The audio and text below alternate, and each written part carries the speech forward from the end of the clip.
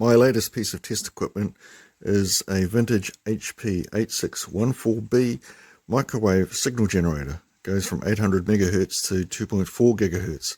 Given its age, that was quite an impressive feat.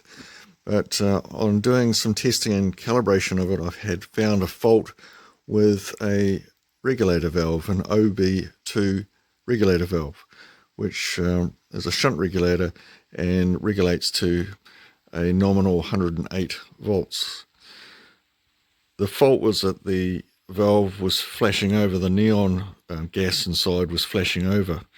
So I needed to devise a setup to be able to test up to 320 volts to test the operation of the valve. And this is what I came up with.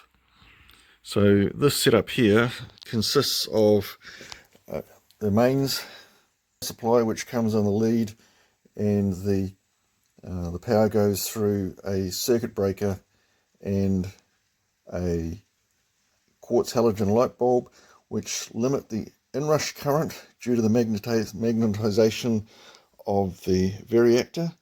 From the variactor, the output of the variactor goes to a rectifier, full wave rectifier, and then to a capacitor, high voltage capacitor, and that produces the high voltage. So that voltage goes up to 325 volts, and from there the current goes through these three resistors here, which add up to a total of 12.7 kilo ohms, which is exactly what the circuit, the HP signal source includes.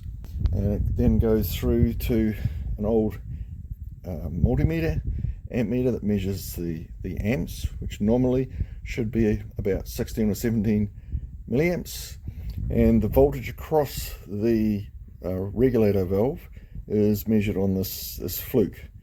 And then of course finally we've got the valve itself, which is mounted in a socket and carefully clamped between two pieces of wood. So although the circuit might look quite crude and scary even, I actually put quite a bit of effort into making sure that I didn't have to put my fingers anywhere there was a high voltage, and that everything was well connected so nothing would come loose. But if it all turns to custard when I'm doing the test, I can simply pull out the plug from the wall, and that's it. So the test produces 325 volts from the variactor. That voltage is reduced through the three 12.7k resistors to the shunt voltage, which nominally is 108 volts across the regulator valve, and I measure the output of that. Strike voltage,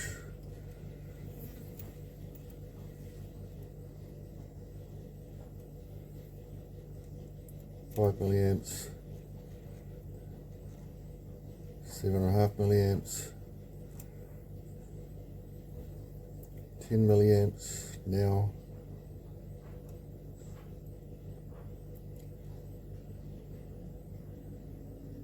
12.5 milliamps,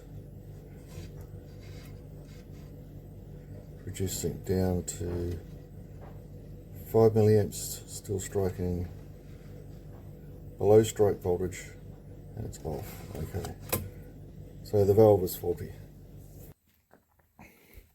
So I'm now an hour into the test, and apart from the momentary excitement at the beginning where the gas flashed over, the neon gas flashed over, nothing's happened, and that is the best possible result. So my conclusion is that the valve may have been a little unhappy to start with if it had been run for short periods of time, and now that it's been running for an hour, hopefully whatever issues it had at the start of this test should disappear, and let's see how it goes. But from this test I can conclude that there's nothing wrong with the circuit that it sits in the equipment, and that the flashover is entirely something that's happened within the valve itself.